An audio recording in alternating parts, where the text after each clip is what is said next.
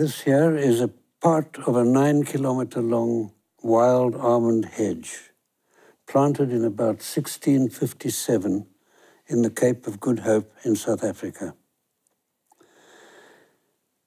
The hedge was part of a cordon set around the Cape settlement of the Dutch East India Company,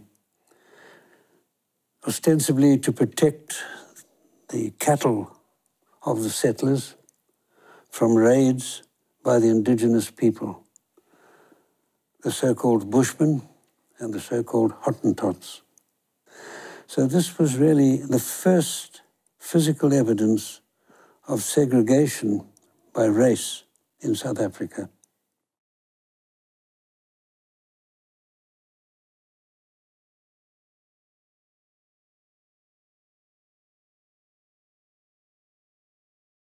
Here is a photograph that I did in about, I think, late in 2016. It is of a footbridge going over the main railway line between Johannesburg and Cape Town in South Africa. During the days of apartheid, there was a law passed that public amenities had to be segregated. So this prompted a large flurry of activity in official circles. And footbridges over railway lines had to be segregated, as this one was. So it was built probably in about, 1961, 1964 or 5, somewhere around there. And there would have been signs over the entrance to the footbridge, whites only, or Europeans only, non-Europeans only. So here in this little village in the Cape, which probably never had a population bigger than 2,000 or 3,000 people, was a footbridge to accommodate separate races. And of course, the signs have gone. We are now in a democratic South Africa, but the bridge remains. A remarkable and ridiculous relic of our past.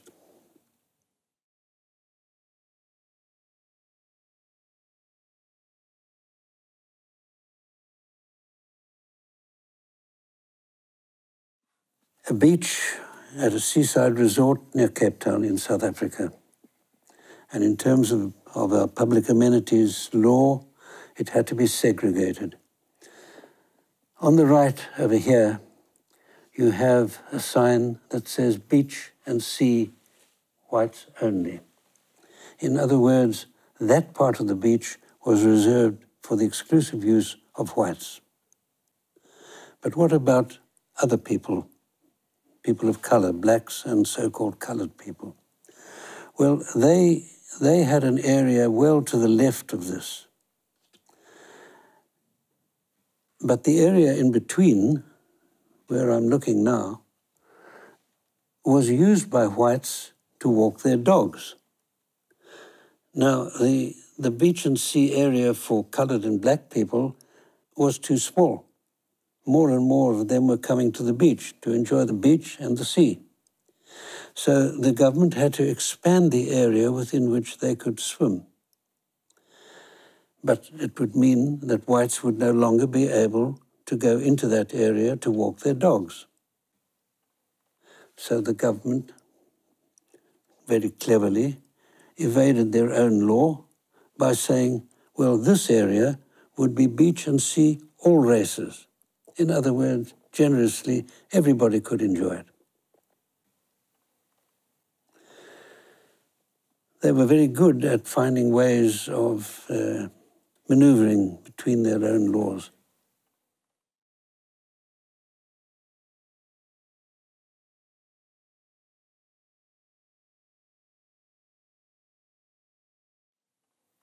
A piece of ground in Kliptown, near Soweto in Johannesburg, was known as Freedom Square. And it was called that because in 1955, between 2,000 and 3,000 people gathered here to discuss a constitution for a future democratic South Africa. And they signed or they approved of, what became known as the Freedom Charter, which eventually became the basis of the constitution of post-apartheid South Africa. The place was surrounded then by security police, and the people were harassed. They were not very welcome there to discuss such a thing as a democratic constitution, but they did it anyway. I came here in 2003 and found this quite peaceful scene in this part of Johannesburg. The ladies here are selling seconds, factory seconds that they buy. There are other ladies doing the same thing. There are coffee carts. It was a place that was quite popular, and it became eventually something else.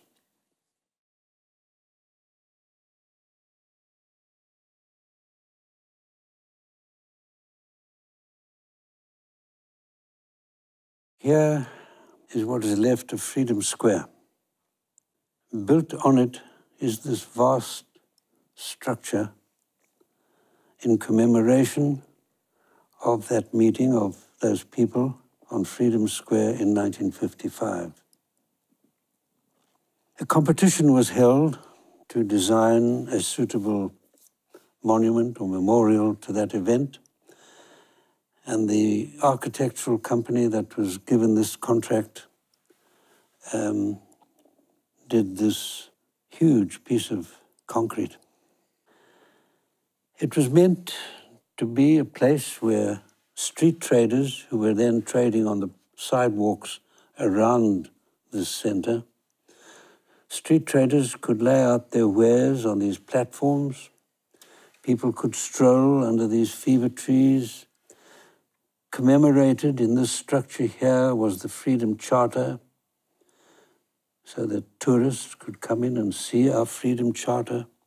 I'm not quite sure what that structure was intended to do, but anyway, this whole place was intended to be a memorial to the Congress of the People in 1955, where the Freedom Charter was signed. It cost something like 160 million rand to build, and it has been a total failure.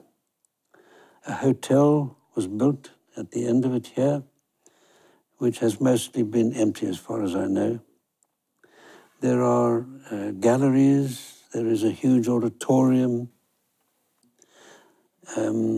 The street hardly used, if ever. The street traders shunned these platforms. They continued to trade outside the center on sidewalks. And in my opinion, this was nothing but a memorial to the inflated egos of the people who designed and built it and called for it. It should, of course, have been called, again, Freedom Square. That was the logical thing to do. This is where Freedom Square was.